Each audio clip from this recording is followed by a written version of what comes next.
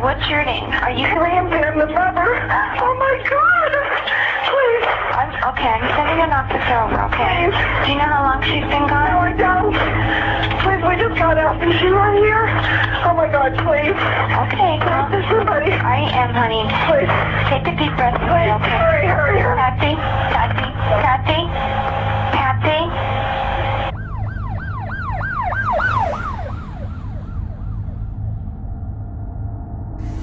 And the ransom note was already written.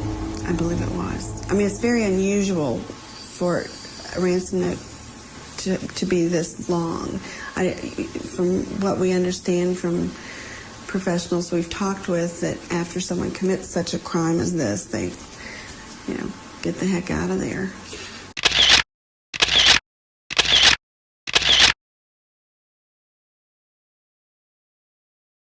They criticized the Boulder police for not doing what the police should have done on the 26th of December, and that was separate John and Patsy into two different interview locations and get them interviewed and get a full signed statement from them. Crime scene. To this day, when experts discuss the Jonbenet Ramsey case, the poor management of the crime scene continues to be a point of contention and frustration. It is accurate to say that if we had it to do all over again, we would do it differently. It is also accurate to say that we responded well to what we thought we were confronted with. He's exaggerating, and I will break down exactly how he's exaggerating in detail. But before I do that, I will point out the day of the 911 call was Boxing Day. The small Boulder Police Department was extremely understaffed.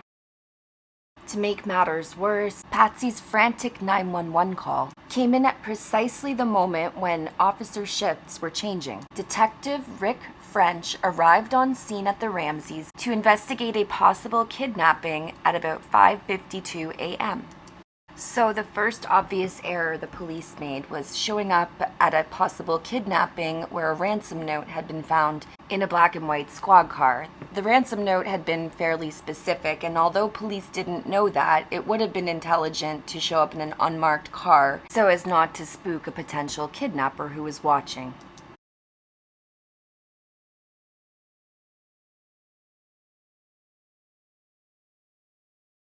It was 10:30 a.m. when Jonbenet's bedroom was finally sealed off. Even though she had supposedly at this time been kidnapped out of her room, it took them hours to decide to keep that area controlled. During those critical hours, the Ramseys' friends, who were called after Patsy's frantic 911 call, had shown up and were moving freely through the house. Fleet and Priscilla White were close friends of the Ramseys, as was their parish priest who showed up at the house, Father Hoverstock. Later, when questioned about his presence at the Ramseys that fateful morning, Reverend Hoverstock would claim he was there to support and counsel his parishioners. The other couple that was called immediately following the 911 call were John and Barbara Fernie. These two I actually cannot find a photograph of on the internet, not one that I can confirm anyway, and so I don't have one. But they were called, and it was their house which the Ramseys and Whites went following immediately leaving the crime scene. Factions. Given the chaos at the Ramsey house, the morning Jonbenet was found, and the way the crime scene had been compromised, it was clear things may not be smooth sailing. Steve Thomas, lead investigator on the case, wrote a book entitled Jonbenet. He sums up in this one quote from his book I'm about to play the situation between the Boulder Police Department and the Boulder DA's office at this time. In one recent year, 13 rape cases were filed, but there were no trials, and half the rapists didn't spend a day in jail. If you don't know, a DA is the legal arm of law enforcement. He is the lawyer for the state, and they have to cooperate with the police department. So the way it usually goes is crime is committed, police complete investigation, present arrest warrant to the DA, and ultimately the one who has to sign off on any indictment would be the DA. In one recent year, 13 rape cases were filed, but there were no trials, and half the rapists didn't spend a day in jail. The DA did not pursue a hard line on sex crimes until the Boulder County Rape Crisis Team released a damning report pointing out, among other things, that out of 60 cases of sexual assault on children, only one offender went to prison.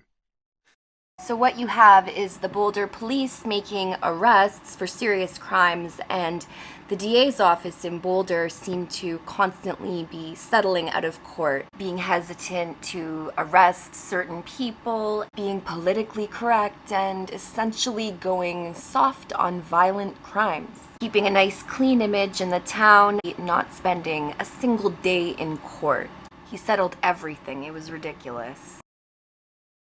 Lovely town Boulder, Colorado is.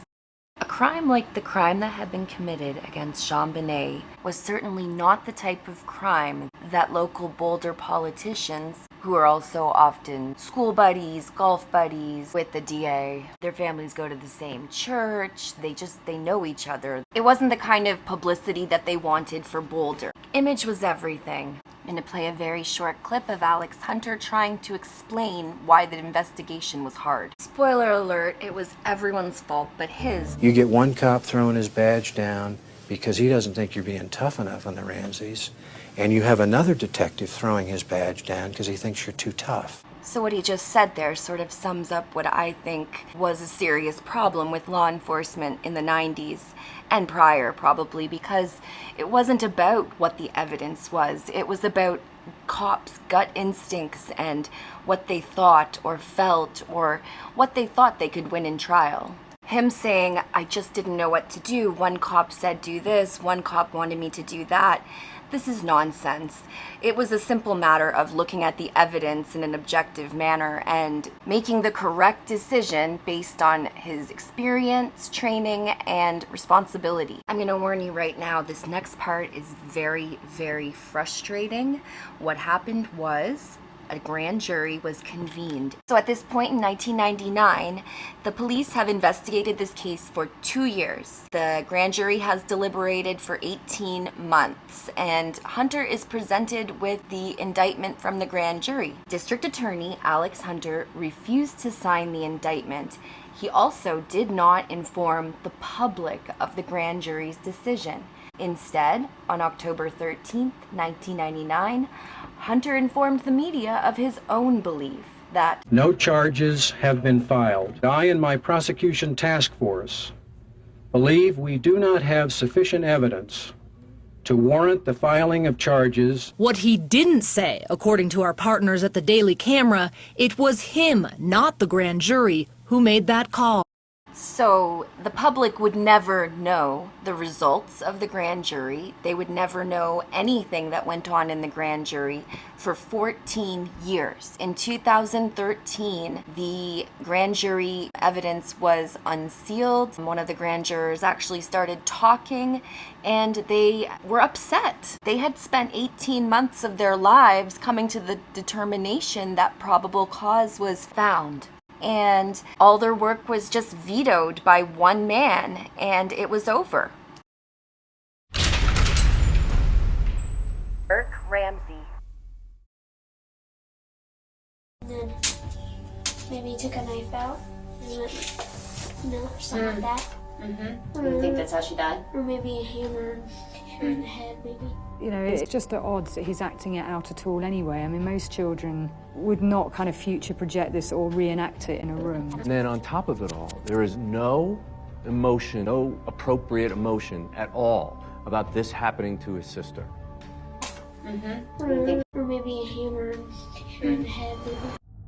20 years after Jonbenet's murder, Burke Ramsey did his first media interview at age 29 with Dr. Phil. He describes the night Jonbenet died to the best of his recollection. The first thing I remember is my mom bursting in my room, really frantic, saying like, oh my gosh, oh my gosh, oh my gosh. Running around my room looking for Jonbenet. At that point I was awake. Why did you feel scared? You know, when Mom came rushing in? I felt like something bad happened. She left and you could kind of hear her freaking out. I heard Mom like go and said go. Did you go down and see what was going on? Stay in bed.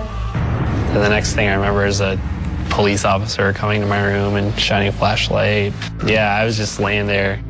So I believe Burke personally. He was a 9-year-old child with no known history of violence. In all my reading, I have not read a single theory claiming Burke as the perpetrator in Jonbenet's murder by any expert at all.